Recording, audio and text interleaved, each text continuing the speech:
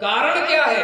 ये कारण स्पष्ट नहीं है, पर निश्चरहीन कर्ममयी, अधर्म के जगत को मिटा करके जगत में धर्म की स्थापना करना। इसलिए राम 14 साल घूमे हैं। इसलिए तो उसका मार्ग बताओ मुझे। रास्ता पूछा है भरद्वाज से। 3 बातें हैं राम के जीवन में। वनवास के समय में रास्ता पूछा भरद्वाज से, रहने के स्थान पूछे वाल्मीकि से, और निशाचरों को मारने की विधि पूछी अगस्त्य से। चौथे आदमी से कुछ नहीं पूछा। जीवन में हमें साधना का मार्ग चाहिए और साधना तक पहुंचना है, तो ऐसे आदमी से मार्ग पूछो। हमारा गुरु ऐसा हो जो तीनों मार्ग का ज्ञाता हो। भरद्वाज बैठा है त्रिवेणी के किनारे। 3 नदियां जहां सम्मिलित होती है, गंगा, जमुना, सरस्वती। ज्ञान, कर्म, उपासना, ये वेद की 3 धाराएं हैं। एक गंगा, एक यमुना, एक सरस्वती। इस त्रिवेणी का दर्शन में आपके अंदर कराऊं तो रीढ़ की हड्डी में 3 नाड़ियां चलती है, ईड़ा, पिंगला, सुषुम्ना। जहां जहां ईड़ा और पिंगला दोनों एक दूसरे को क्रॉस करती है, महामहा चक्र है, और सुषुम्ना सीधी चलती है। ध्यान देना, श्वास योग है। बाएं नाक से सांस चले, दाएं नाक से एक सांस, एक ही नाक से सांस चलता है, एक से प्रश्वास छूटता है। लेकिन जब सुषुम्ना में श्वास आता है तो दोनों नाक से सांस आती है, दोनों नाक से जाती है। ऐसे समय में यदि कुछ बोला जाए वो घटित होके ही रहता है। श्राप और वरदान का जो विज्ञान है वो ये है। और वो इतने ऊंचे लोग, तपस्वी लोग सुषुम्ना में श्वास को चलाने की कला जानते हैं। श्वास को सुषुम्ना में ला करके और फिर वरदान या श्राप दिया जाता है। ईड़ा, पिंगला, सुषुम्ना, ये त्रिवेणी। ज्ञान, कर्म, उपासना, ये त्रिवेणी। गंगा, जमुना, सरस्वती, पंचमकार साधना। ये तंत्र में भगवती की पंचमकार साधना। 5 ऐसी वस्तु भगवती को प्रिय है जिनका नाम म से शुरू होता है, और 5 का वर्णन तंत्र में किया गया। मध्यम मांसम मीनम च मुद्रा मेधूनमेव। पहला है मध्य, इसका अर्थ लोगों ने लगा दिया दारू, ये अर्थ है नहीं। दूसरा है मांस, तो बकरा उड़ा दिया भगवती के दरबार में। बोलो होती है भले की नहीं? साथ में जाओ, कभी कलकत्ता चले जाओ। मीन माने मछली, यही अर्थ लगाए। इनके अर्थ दूसरे हैं। पंचमकार साधना में मध्य माने मदिरा एक अर्थ है। मध्य का एक मतलब है मधु, शहद। और पंडित जी सामने बैठे हैं। दुर्गा सप्तशती के हवन में अगर कोटि चंडी यज्ञ भी इंदौर में हो गया, सारी देवियों की स्थापना उस मंडप में हुई होगी। और बंशीधर शास्त्री जैसे विद्वान काशी के याज्ञनिक सम्राट कहते हैं जिनको, उन्होंने लिस्ट बनाई। अगर कोई देवी दारू पीती है तो उस लिस्ट में 1-8 कार्टन दारू की लिखनी थी कि नहीं लिखी कभी किसी ने? बोलो तो। जहां मध्य का अर्थ है मधु, शहद बहुत प्रिय है माता जी को। और तीसरे अध्याय में एक आहुति केवल शहद की धारा की लगती है। गर्ज गर्ज क्षणम मूढ़ मधु क्या था, क्या कर दिया हमने। दूसरा शब्द है मांस, तो आपको बकरा काटना पड़ेगा नहीं। मांस शब्द की व्याख्या दूसरी है, संधि काटो इसकी। मां अंशेन स मांसः, जो मां का अंश है, तो किसी भी नारी या किसी भी मादा शरीर में बचपन में मांस है, मज्जा है, दी है, खून है, सब है, लेकिन जैसे किसी संतान को जन्म देती है उसके आंचल में एक चीज पड़ जाती है जिसका नाम है दूध। मेरी मां भगवती को दूध बहुत प्रिय है, बकरा नहीं। और जरा सोचो रे यार, वो जगत जननी कहलाती है। क्या कहलाती है? तो जिसकी गर्दन काट रहे हो वो जगत से बाहर का है। कोई मां अपने बेटे को खाएगी? गलत अर्थों में परंपरा डाली गई है। और तीसरा है मीन। मीन माने मछली। इसकी व्याख्या में सम्मोहन तंत्र कहता है गंगा यमुनोर मध्य।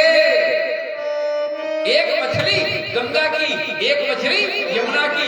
ये उस गंगा यमुना की नहीं, अपने भीतर जो ईड़ा और पिघला चल रही है, एक तरफ श्वास एक तरफ प्रश्वास, अपनी श्वास की गति प्राणायाम से रोक करके भगवती का आराधना करना मीन से सेवा है।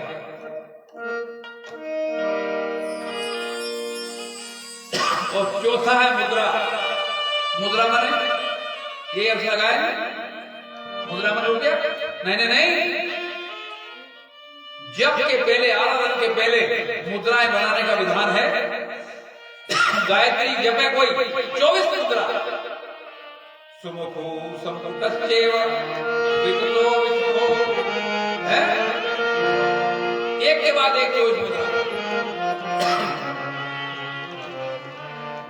और इन मुद्राओं के बनाने के पीछे विज्ञान ये है कि इन मुद्राओं का आकार बनाने से हमारे अंदर का वाइब्रेशन शुद्ध होता है। और शुद्ध जब अंदर से मंडल होता है, अंदर का बड़ा शुद्ध होता है, तो जब में मन एकाग्र जल्दी। और पांचवा है मैथुन। मैथुन माने मिलन, नर नारी का नहीं, फिर आत्मा का। ये 5 प्रिय वस्तु है मेरी भगवती की। कर दिया ना रखोड़ा हमने अनाड़ी बने में। मदिरा भी चलाई, बकरे भी काटे।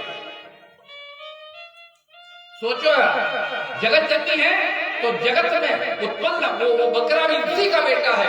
जैसे मैं उसका बेटा, जो बकरा भी उसका बेटा। और किसी माँ के सामने एक पुत्र दूसरे पुत्र की गर्दन काट दे, गर्दन काटने वाले को माँ प्रसन्न हो सकती है? बोलो। वाम मार्ग की साधना में ये सब काम होते भी हैं, लेकिन वाम मार्ग की साधना जो करे, ऐसा कबाड़ा जो करे, उसके लिए गीता एक वाक्य कहती है अधो गच्छन्ति तामसा। गति क्या होगी उसकी? करो, मेरा कुछ नहीं बिगड़ता। लेकिन गति क्या होगी? वो स्वर्ग तरफ नहीं जा सकता। चढ़ाओ भगवती को जाओ, मेरा कुछ नहीं बिगड़ता। पर मेरा गोविंद गीता में कहता अधो गच्छन्ति। अब जिनको नरक की तरफ ही यात्रा करना है यार, उसका तो क्या हाथ पकड़ेगा कोई? पकड़ सकता है? कुछ भी करो।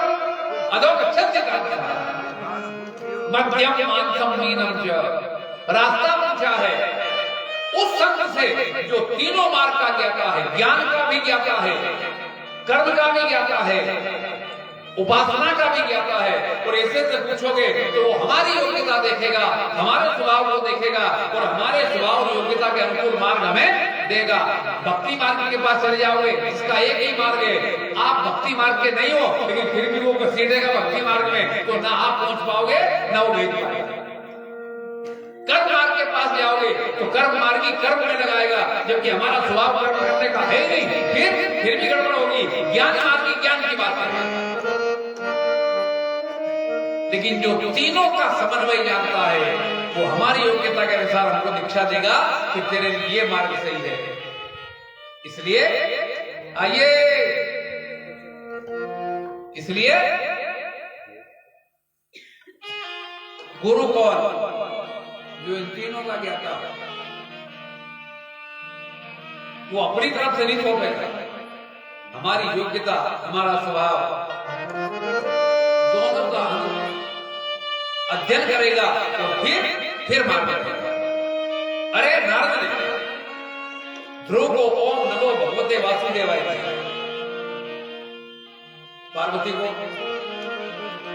ओम नमः शिवाय दिया,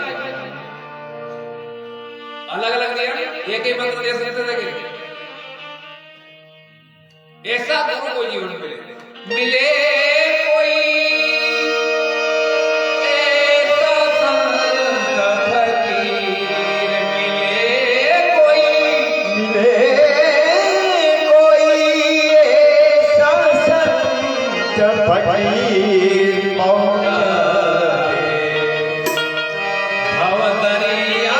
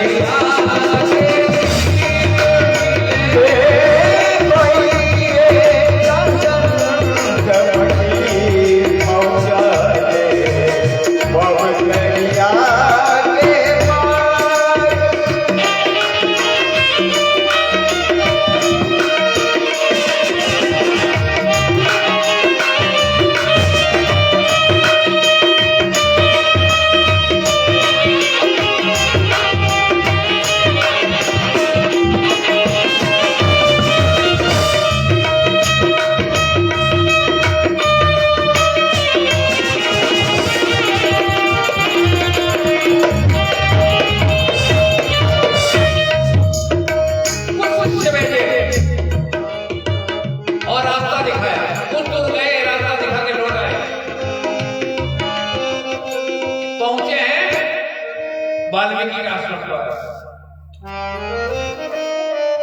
वहां वाल्मीकि ने सम्मान किया है। 13 साल मेरे राम संतों के सानिध्य में रहे। कितने साल? जो कुछ घटना घटी है लंका से संबंधित वो सब 54वें साल में हुआ है। 13 साल राम ने कुछ नहीं किया, संतों का सानिध्य और सत्संग किया। और वाल्मीकि से पूछा कि भगवान आप तो बड़े भारी वैज्ञानिक हैं, कृपा करो मुझे और दया करके बताओ कि मैं वनवास में रहूंगा, रहने का स्थान क्या है? का भगवान मैं आपको बताऊंगा कहां रहूं। आपने तो गीता में वैसे ही पता रखा, हृदय जैसे सत्य आप कहां रहो?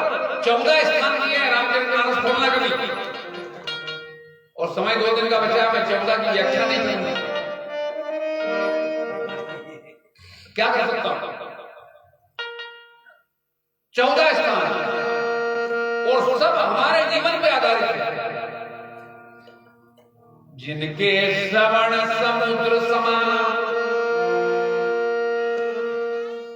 कान सागर जैसा हो कि कोई भी नदी आकर समा जाए और उसमें बाढ़,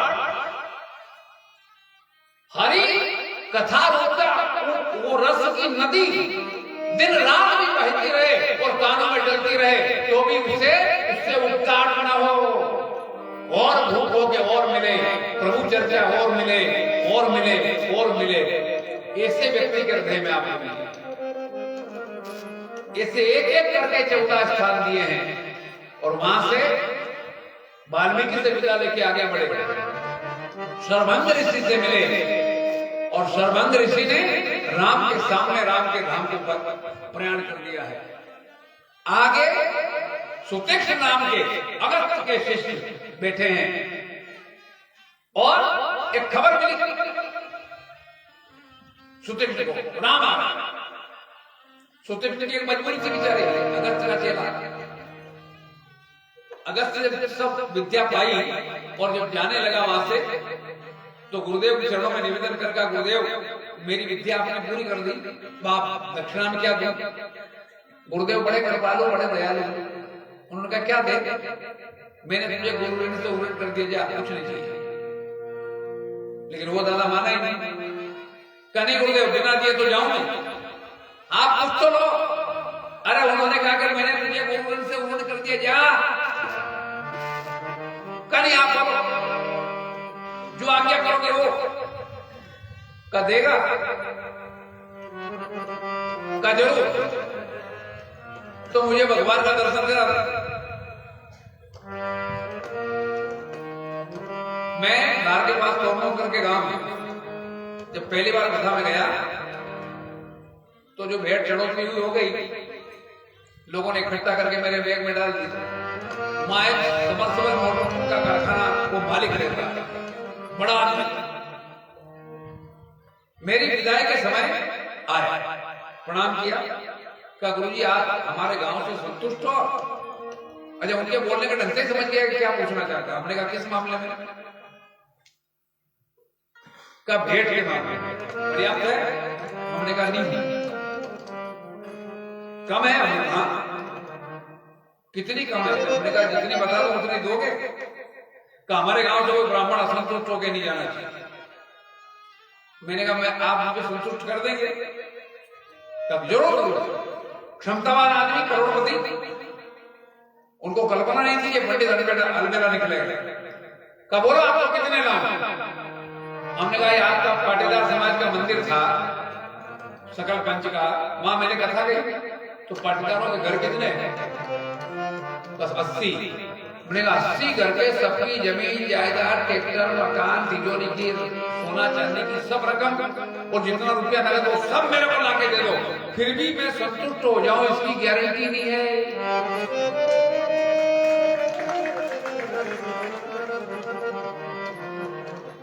करोगे? बोलना ही बंद हो गया, उसका बोल ही नहीं पाया। संतोष आठों जथा लाभ जितना मिला उसमें संतोष, यार तो वो संतोष है। संतोष क्यों मिले? और मिले और मिले और मिले, तो फिर जो 10, 20, 50 भय हो या और बढ़े। अग्नि के कुंड में घी डालो तो अग्नि का शमन नहीं होता, पानी डालना पड़ेगा। पानी संतोष है। इलाज कर दिया। एक और मिला था कि गुरु जी कथा कह रही आपकी भेंट। हमने कहा भेंट भेंट मारो गोली, भेंट लूंगा जरूर, पर बता के नहीं लेता। मैंने आज तक कही नहीं, कथा का बेचक नहीं हूं मैं, कथा का वाचक हूं। कहने नहीं आप बोलो, फिर मैं कम दे दूंगा, आप छोटा मोटा मुंडा करो। मैंने कहा वो मेरा मुंडा तो जो है ऐसे ही रहेगा, तो छोटा होगा ना मोटा होगा, तू चिंता मत कर। और मैं भले कम मिले तो मन में गाली दूंगा, लेकिन तुझे तो कुछ नहीं कौन यार। अरे नहीं आपने बताओ। अरे हमने कहा फालतू बात मत करे। और एक बात है कि अगर कम पड़ गया तो मैं तुझे बोल दूंगा, ये बात पक्की। अगर मेरी जीविका में अड़चन आएगी तो आज नहीं बोल दूंगा, लेकिन कल आके बोल दूंगा भैया इतना रुपए और दे। अब तो संतोष है तुझे? कहने नहीं आपने हमें बताओ। हमने कहा तेरी जमीन जायदाद से मेरा नाम कर दे। तू मुझे भीख मांगने का कह रहा है तो फिर तू भिखारी बना नहीं यार, मैं सेठ बनूं है? और अब तू कितना भी दे दे, मैं तेरे घर कथा नहीं कहूंगा। आज तक नहीं गया, सौदा कर रहा है यार। कथा के सौदे होते हैं। अरे ये व्यवस्था है, इनका खर्च करना। इनका अगर पूछो तो बता भी दूं, मेरा क्या बताऊं यार। और एक और बात, मैंने तो पंडित लोग से कहा कभी कथा बेचना मत। हम यहाँ घी का डब्बा लेके नहीं आए कि यहाँ 500 रुपए किलो बेचना है, 1 रुपया भी नहीं मिला टीवी में।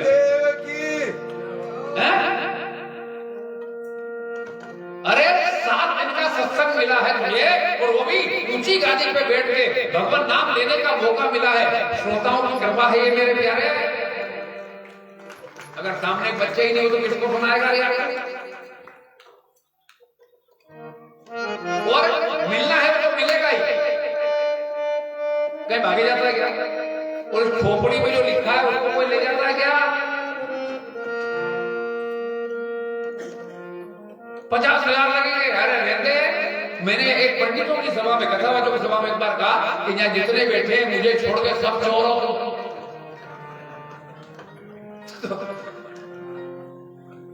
नहीं, लोग मुझे बेटा कथावाचक कहते, यहाँ भी कहते होंगे, कोई दिक्कत ही नहीं। सामने भले ठीक है क्या बात, अच्छे वकील साहब तो गाली करते होंगे, कहा तो पकड़ रहा है बस वकील,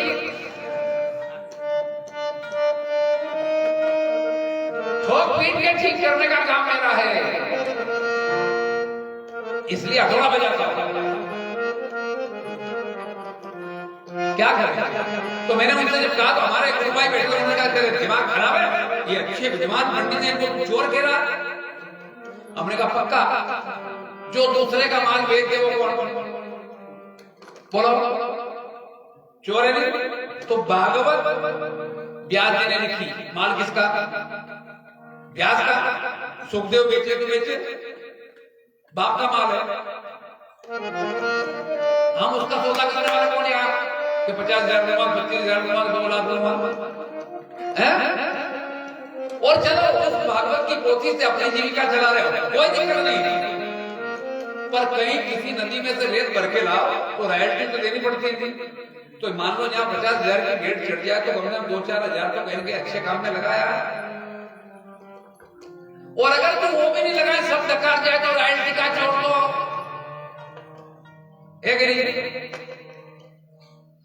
जब रेत की रॉयल्टी देनी पड़े तो दान की रॉयल्टी नहीं देनी पड़े। अच्छी जगह जहां जचे वहां किसी रूप में लगा तो सही यार। हमने कहा कितने लोग हैं ऐसे जो किसी गरीब की मदद कर रहे हैं अपनी दक्षिणा में से? और नहीं हो तो करो, नहीं तो ये लोहे का चना है। ये दान बचाना सहज है, रगड़े में पड़ जाओगे। अरे ऋषिया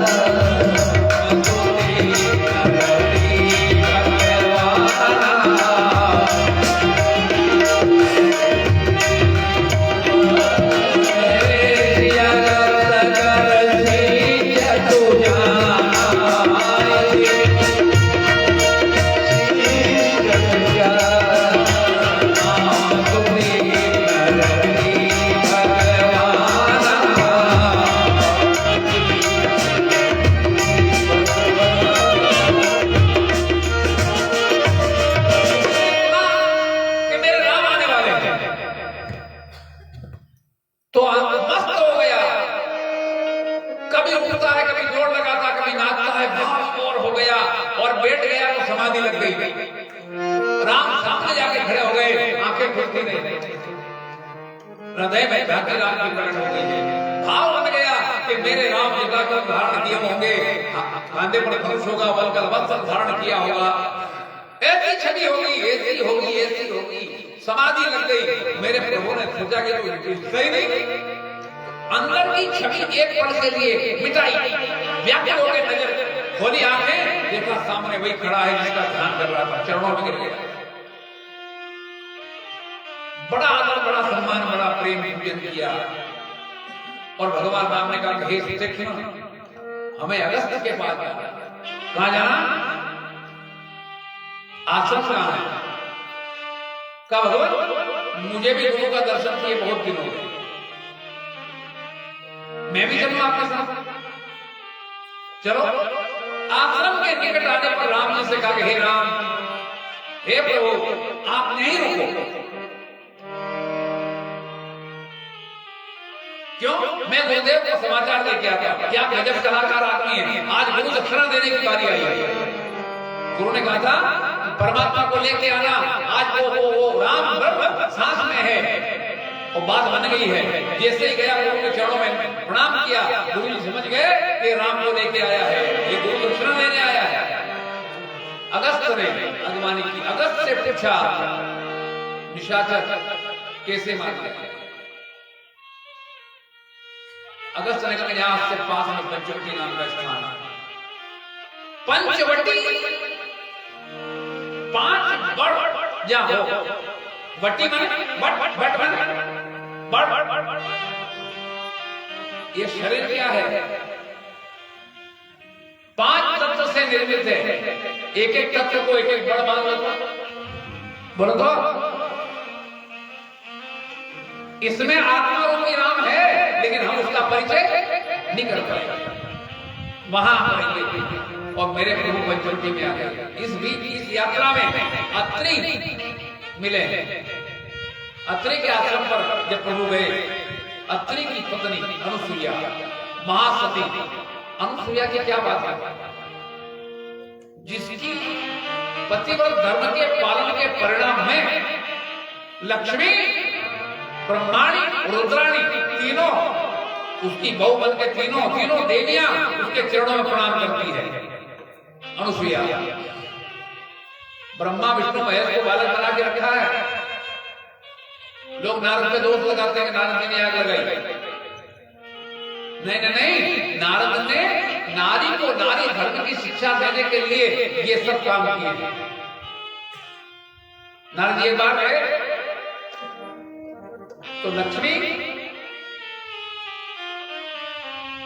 ब्रह्माणी, रुद्राणी तीनों जगह पूछा इनसे कि धरती पर क्या हालचाल है। एक का बोल वाला है, उसके पतिव्रत धर्म के सामने ब्रह्मांड में किसी का पतिव्रत धर्म नहीं, कौन गान हुई।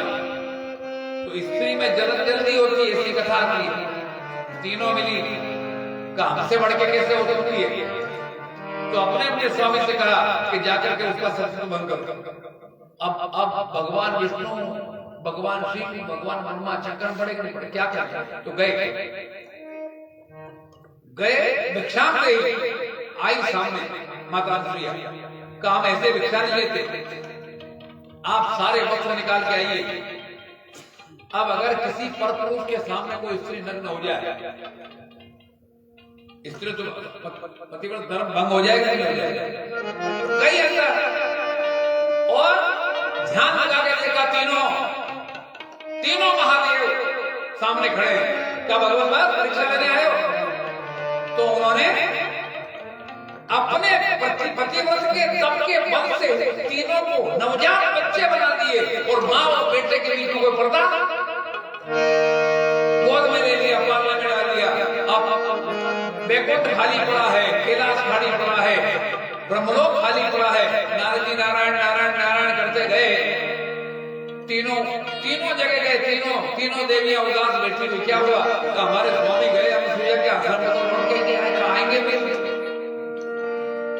पड़े रहो अकेले। क्यों महाराज? माता अनुसुईया की गोद में है, बच्चे हैं उनके, और बच्चा खुद नहीं आ सकता। क्या वो हमारे पास आएंगे कैसे? क्या उसके लिए तो अनुसुईया के चरणों में तुमको झुकना पड़े।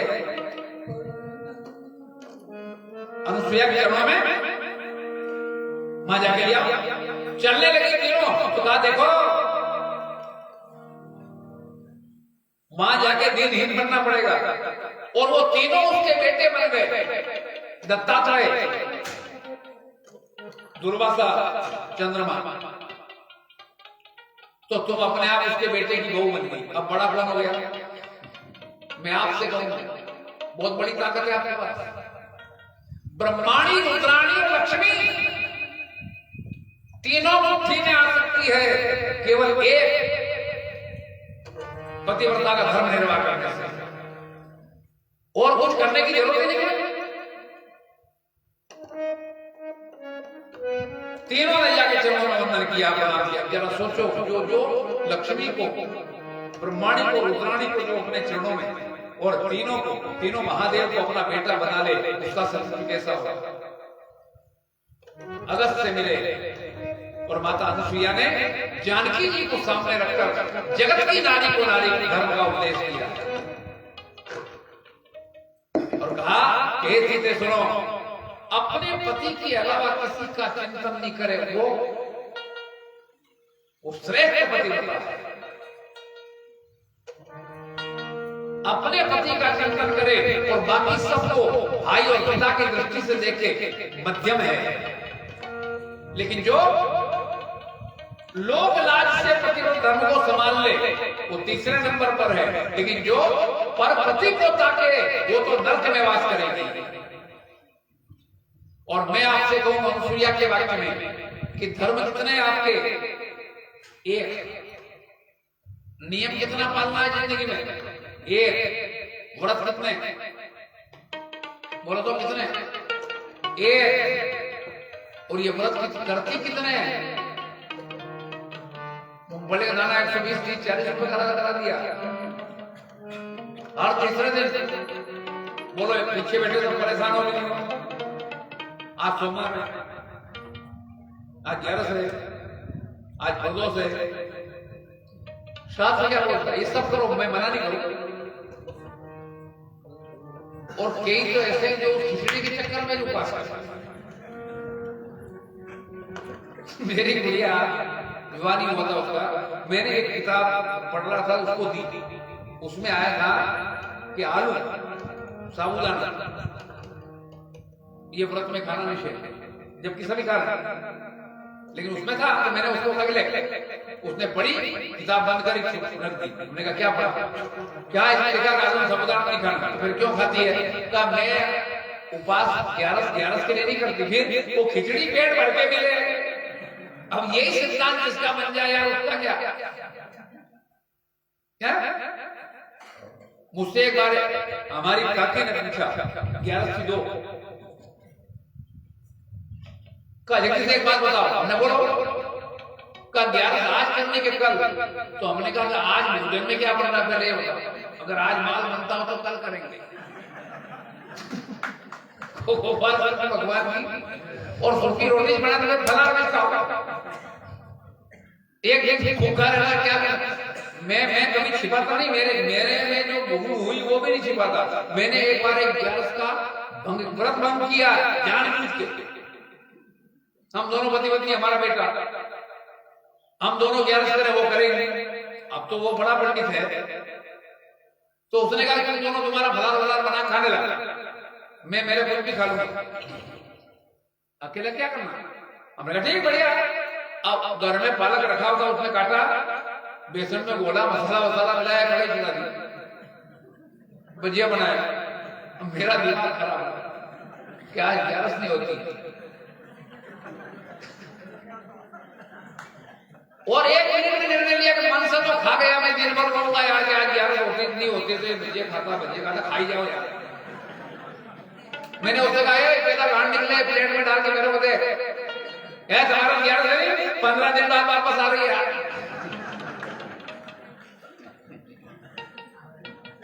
कुछ नहीं छुपाता प्यारे में, कुछ भी नहीं। बाखट से मुझे बड़ी भीड़ है, मन मेरा डूब गया, क्या बचा? फिर व्रत तो भंग हो गया, भी हो गया। लेकिन मैं आपसे कहूं, सब व्रत करो, मुझे दिक्कत नहीं, लेकिन जो वास्तविक व्रत है उसका त्याग करके करोगी, सारे व्रत निष्फल हो जाएंगे।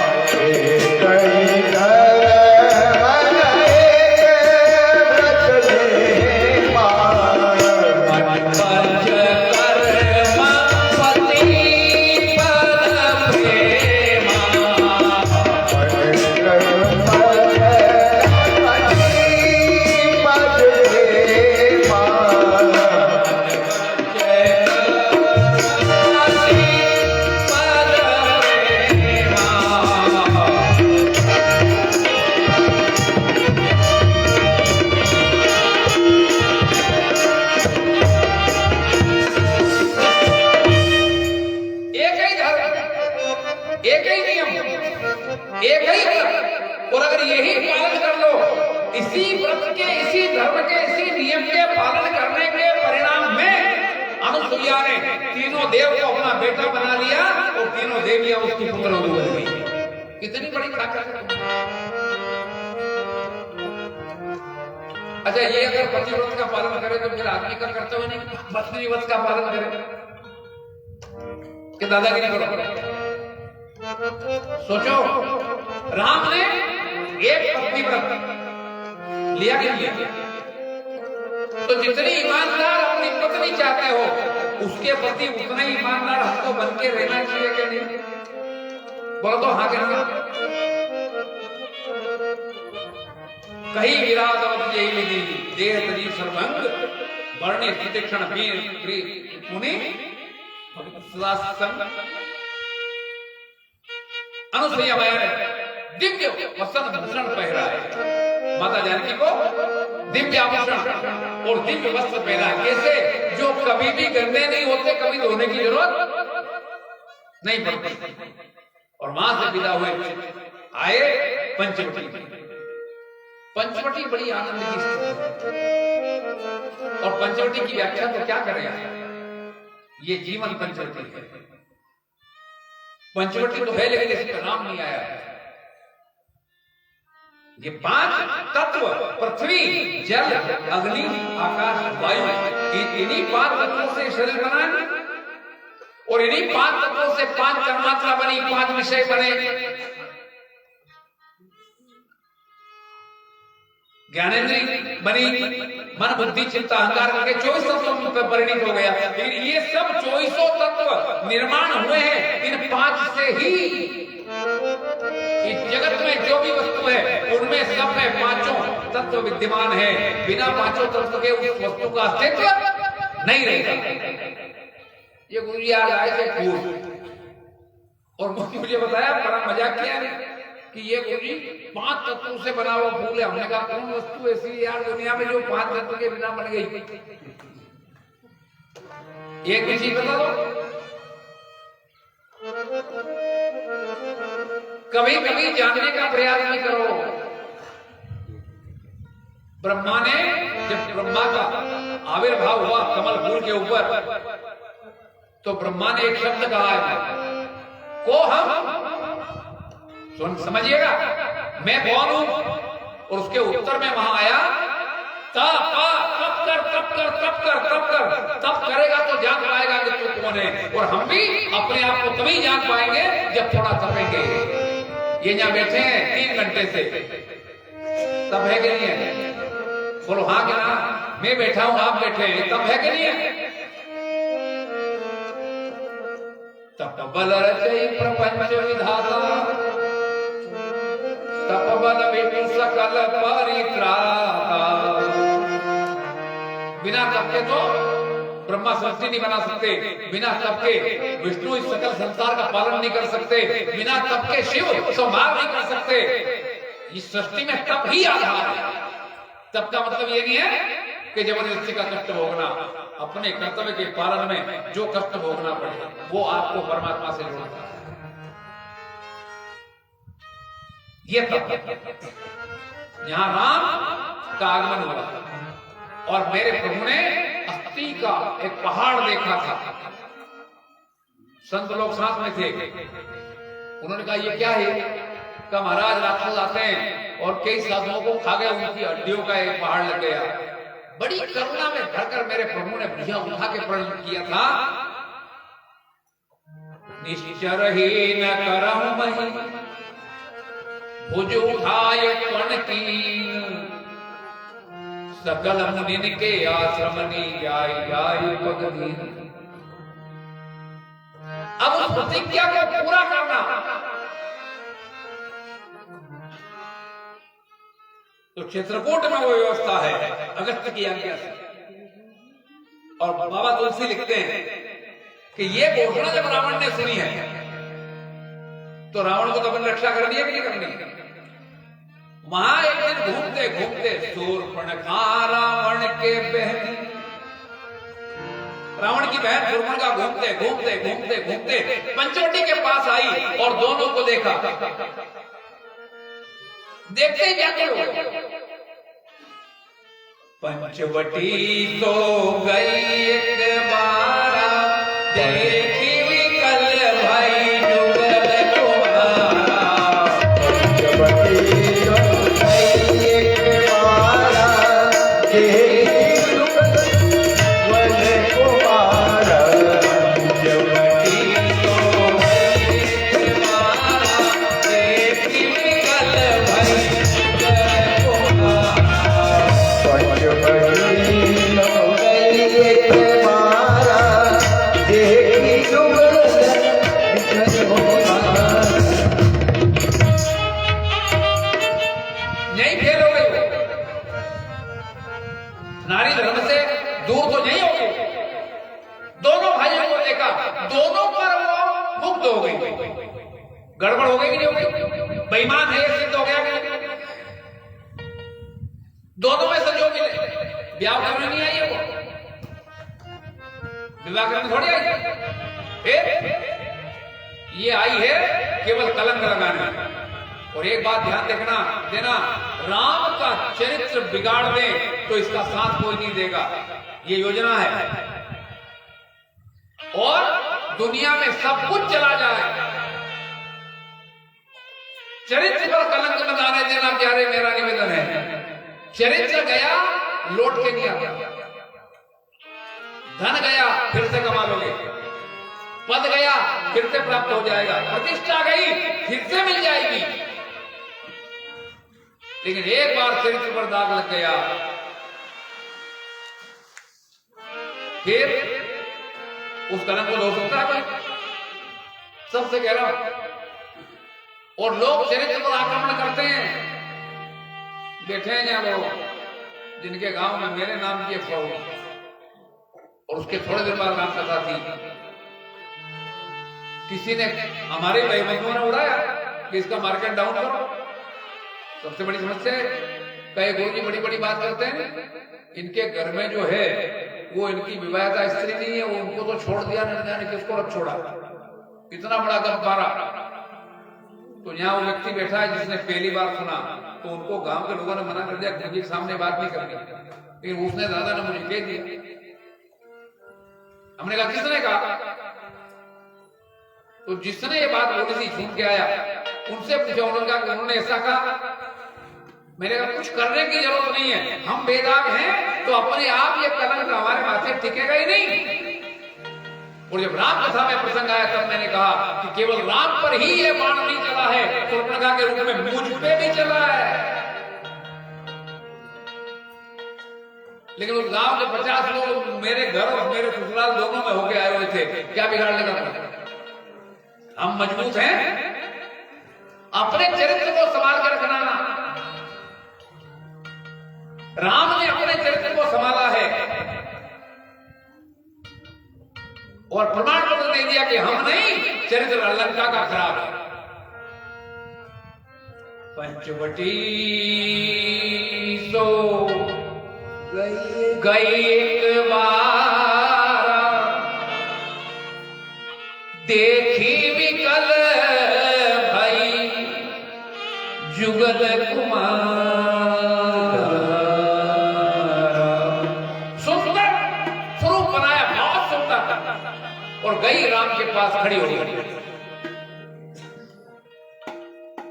हे प्रभु, मैं तीनों लोकों में भ्रमण कर गई, मेरे योग्य वाली नहीं,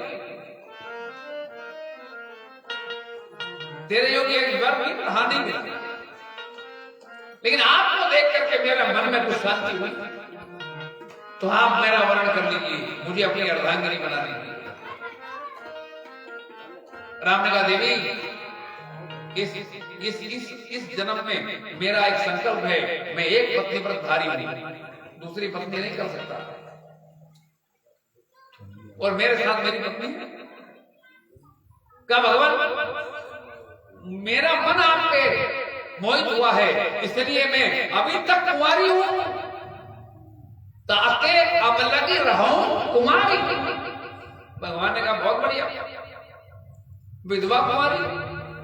अच्छा, कोई विधवा कुमारी होती है, यावनी हो, उसके पहले कोई कोई ऐसा कोई है नियम?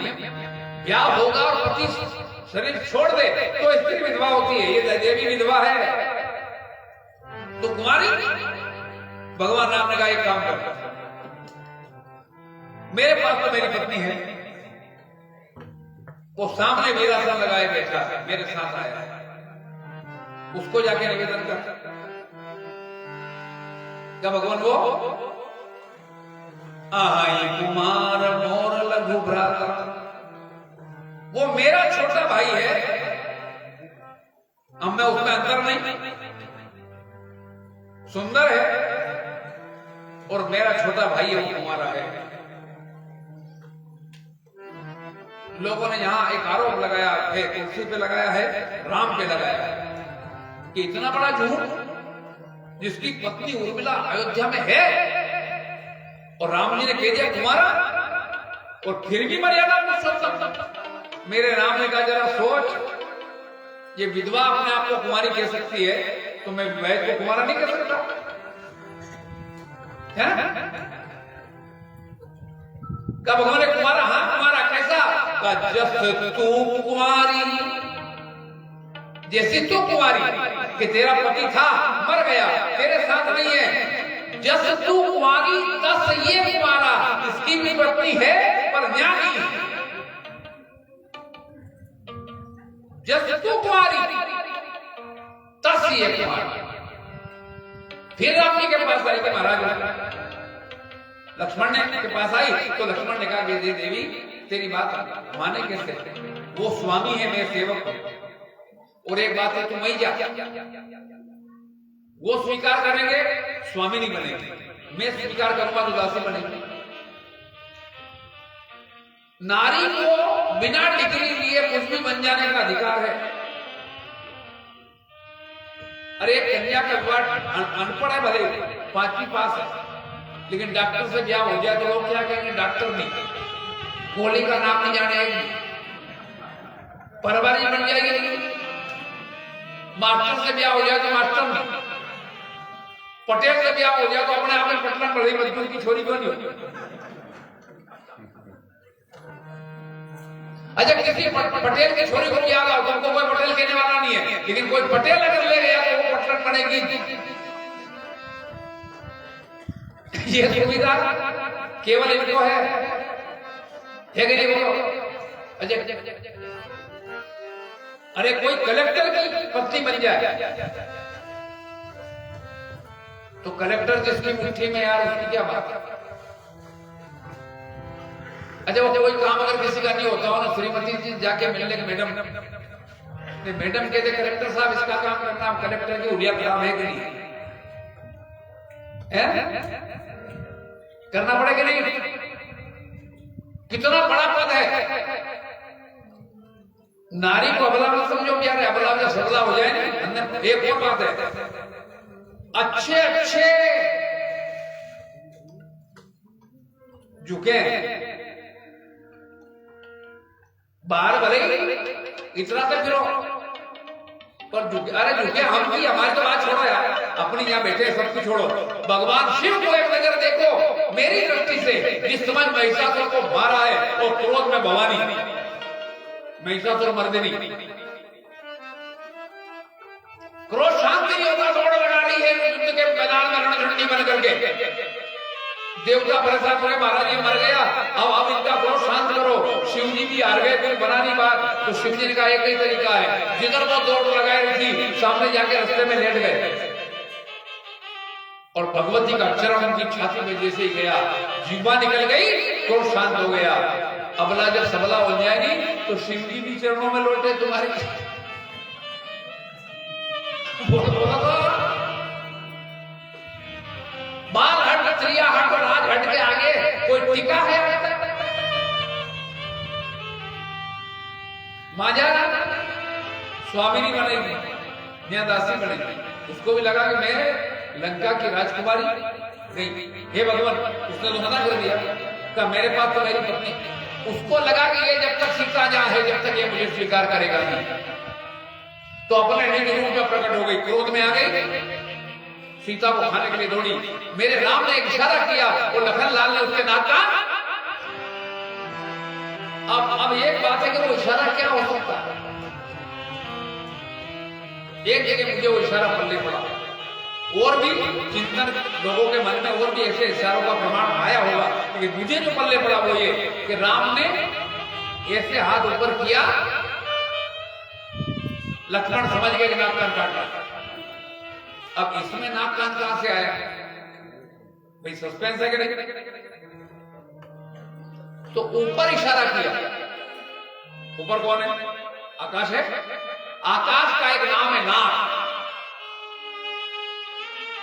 और उंगली है चार है वेद। वेद को कहते हैं श्रुति, श्रुति का मतलब कान। तो नाक कान काट दे।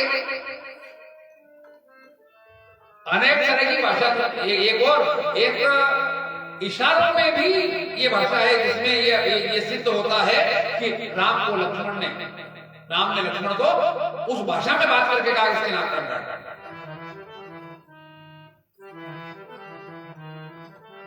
नाक कान कर भई विकराला गई, बात बेरंग हो गई। मेरे राम का चरित्र बिगाड़ने आई थी, राम ने प्रमाण पत्र दे दिया कि हमारा चरित्र तो सही है और लंका की कन्याएं ठीक नहीं है।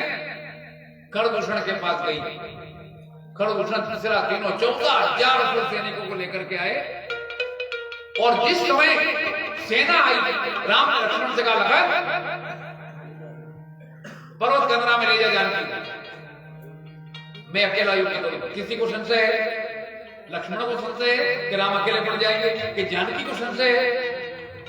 मेरे राम के बल पर दोनों को पूरा भरोसा है, इसीलिए राम को बेफिक्र हो गया, अकेला छोड़ के गए। एक पर्वत गंगा में वीरासन लगाए, मुंह की ओर धनुष पर बाण चढ़ाए, मेरा लखनलाल बैठा है,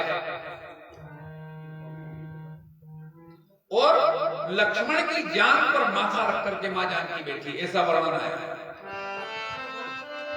और उस समय वहां इंद्र आया। इंद्र ने कहा क्यों लखन, परीक्षा है लखन की।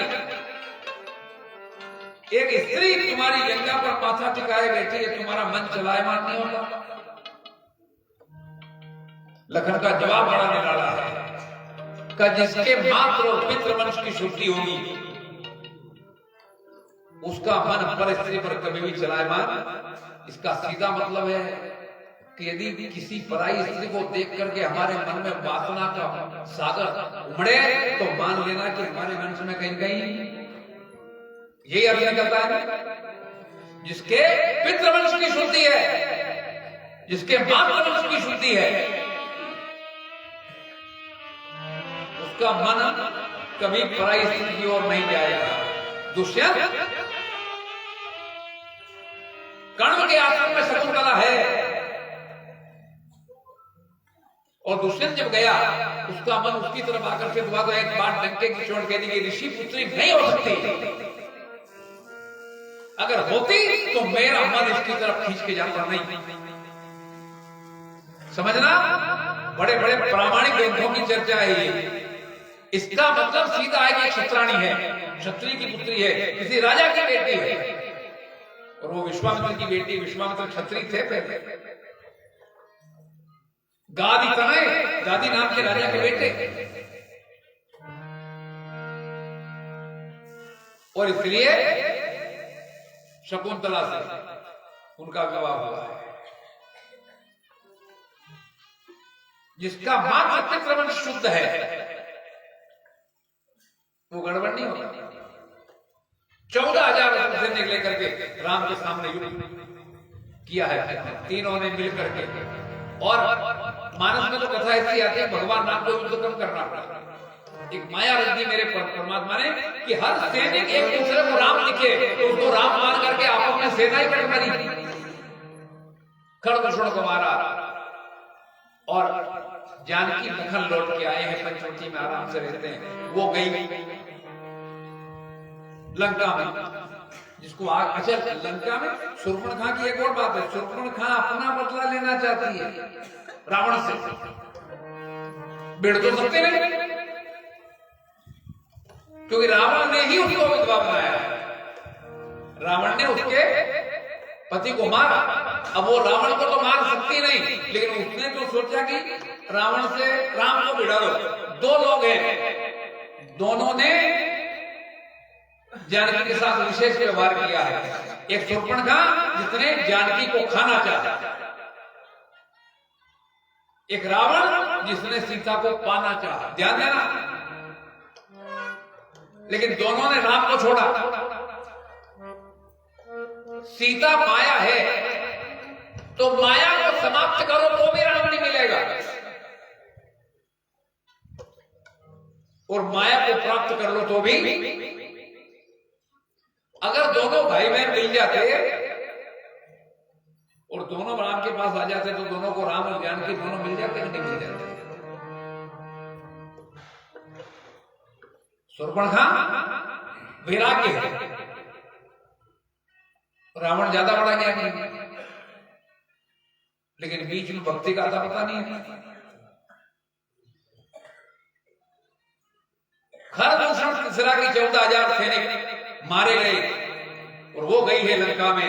लंका में सभा के बीच खड़ी होकर के बोली, हे रावण, हे महाराज, हे दशानन, आपके चलने से धरती डोलती है। रावण छोटा मोटा आदमी नहीं है।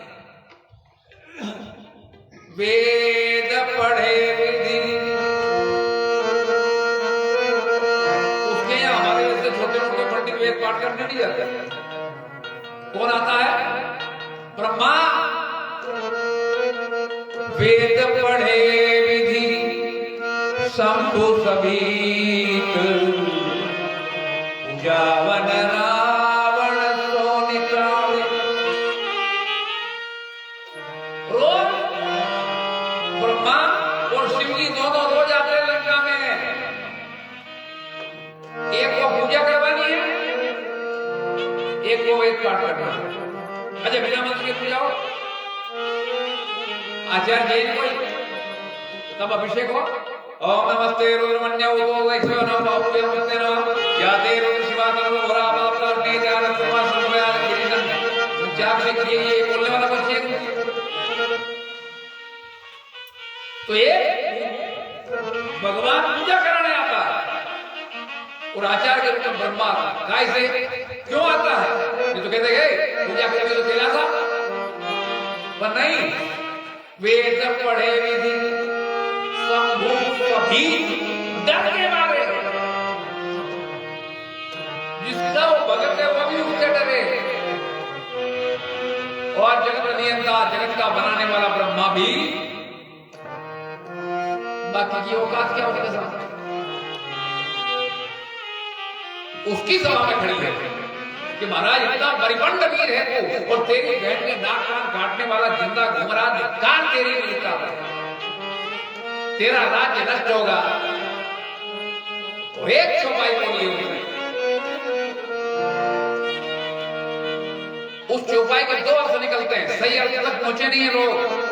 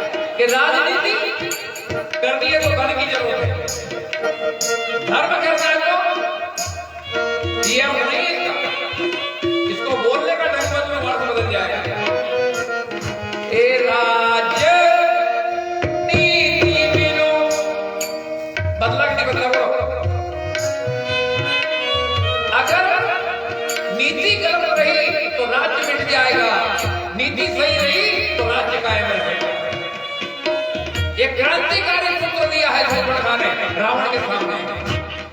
राज नीति दिनों और धन चाहिए। अगर स्थायी रखना घर में धर्म नहीं तो पाया हुआ धन भी मिटेगा। कई राजा जनक हो गए, राज नीति बिनु धन बिनु धर्म, राजनीति धन बिनु धर्म, राजनीति बिनु जग बिनु धर्म, हरि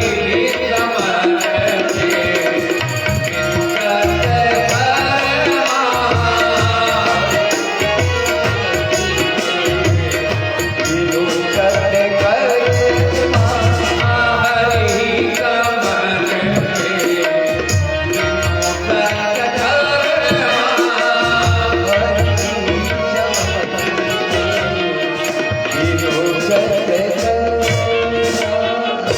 रावण ने सुना, उसने कहा कुछ करेंगे। जरा सोचो, जिस बहन के नाक कान काट दे और रावण जैसे भाई की बहन के कोई नाक कान काट दे और चुप रह जाए, उसी समय तोड़ लगा था और राम को चैलेंज मारना निकल। उसको विचार करने की जरूरत क्या है? वो रात में अपने कक्ष में घूम रहा, बड़ा बुद्धिमान ज्ञानी आदमी है वो। योजना बनाई है उसने, और ये योजना बन जाए उसके बाद आज की आज्ञा करेंगे। खरदूषण मम मोसम बलवंता, उसने सुना खरदूषण मारे गए। ये हो, मैं आउट ऑफ स्टेशन चला जाऊंगा, दया करो थोड़ी। खरदूषण मौसम बलवंता, जो मेरे समान थे उस राम के हाथों वो मारे गए हैं। ये साधारण व्यक्ति नहीं होते, तो कौन होना चाहिए? तो भगवान स्वयं आया है राम के रूप। तो जरा सोचो, जब वो जान ही गया कि परमात्मा है तो जाके जवाब गिर जाता। माता बच्ची की जरूरत थी, और उसने दो बात सोची कि जैसा मेरा स्वभाव वैसे मेरे नगर के लोगों का स्वभाव, तो मैं अपना जाके उद्धार तो करा लूं। इनका क्या होगा? हम लोग इनकी व्यवस्था मुझे देखनी पड़ेगी। क्या कर खरदूषण समम मौसम बलवंता, जिन्हीं को मारे बिनु भगवंता। और भगवान का अवतार क्यों? कारण जानता हो? सुररंजन भंजन भई भारा, जो भगवंत लीला अवतारा। तो मैं क्या करूं?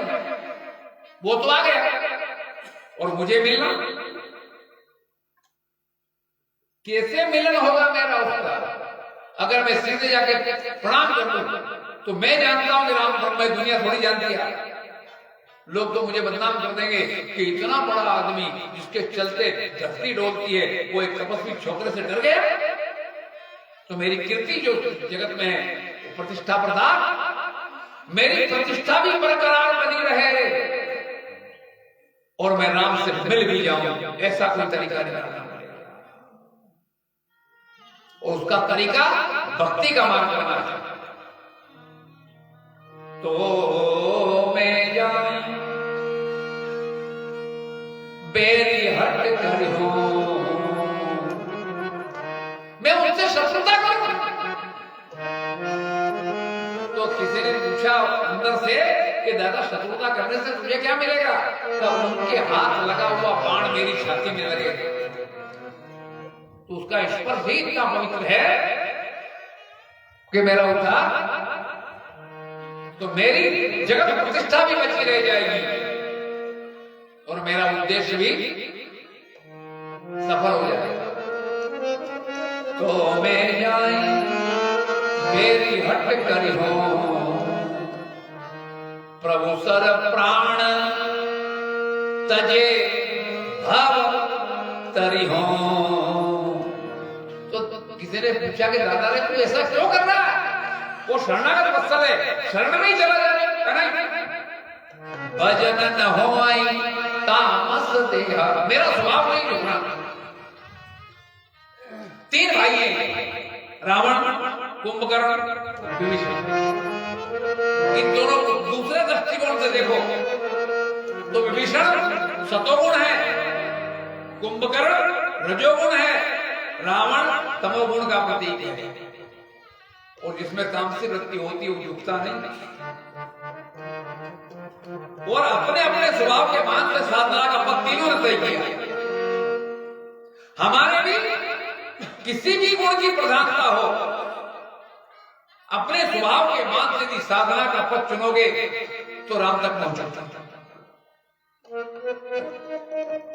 भजन न होई तामस देहा, इसलिए शत्रुता ही मेरा भजन है। मन वच कर्म मंत्र दृढ़, जो दुर्गुण नहीं दृढ़ मंत्र है ये। और इसीलिए रावण के इस बैर को बैर भक्ति कहा जाता है। 5 कार्य हैं परमात्मा को प्राप्त करने के, भाव 5 भाव हैं, माधुर्य भाव, साख्य भाव है, वात्सल्य भाव, शांत भाव। लेकिन छठा पैदा कर दिया रावण ने, बैर भाव। वो हमारा नहीं है, क्या है? कल प्रातः मैं उससे शत्रुता निभाने के लिए जाऊंगा, शत्रुता बनाने के लिए। अब वो कल जाएगा तो हम आज क्यों चले यार, हम तो नहीं टूटे थे। बड़े प्रेम से आनंद में भरकर 2, 4, 5 मिनट भजन गाओ, उसके बाद ये जिसको भैया का ठेका है भजन गाने। अरे मैं गाऊं, मैं कीर्तन तो करा दो, आय बाप की भी सीमा करो यार थोड़ी सी।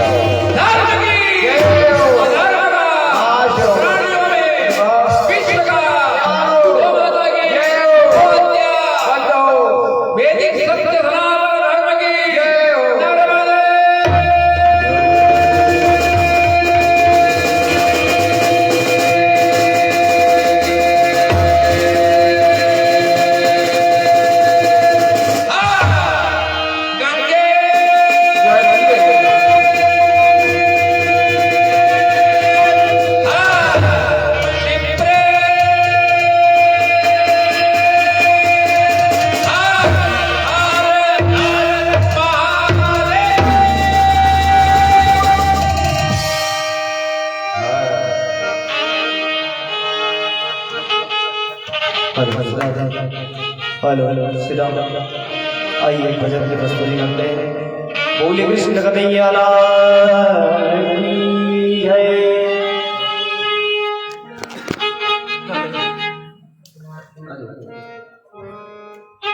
आइए ताली की सेवा देते हुए भगवान का भजन गाते हैं। ओ करके इशारों बुलाई गई